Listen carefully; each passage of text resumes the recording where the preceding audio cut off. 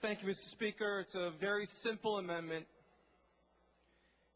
And as we have talked about, we're going to be making decisions that are probably more difficult than anyone has made in this chamber in quite some time in dealing with the budget deficits that we're going to be experiencing.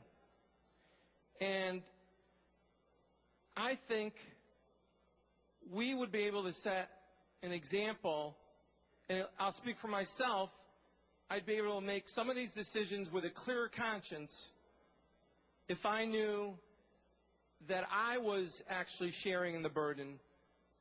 And what this amendment does is reduces our salaries by 5% in this fiscal year and next fiscal year.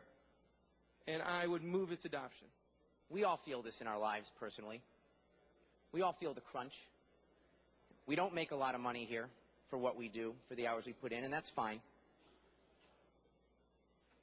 But it's very hard to look our neighbors, to look our friends, to look our families, to look our constituents in the eye, knowing full well that they're feeling the crunch, in many cases worse than we are. Worse than we are. It's hard to look them in the eye. It's hard to be their representative, their spokesperson, and say, I know you feel the crunch, but I'm not willing to go the extra mile to make your life a little bit easier. We're coming up on a few months in the budget process that are going to be extraordinarily difficult. Not a single person in this room is looking forward to it. I know that. And we're going to be asking departments to cut back.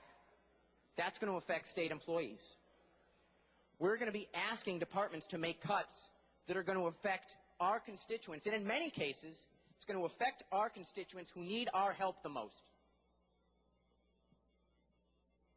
In order to do that with any level of credibility, we've got to stand up today. We've got to set an example of leadership. We've got to say, we're in this with you. We're willing to take a hit. And we've got an opportunity right now.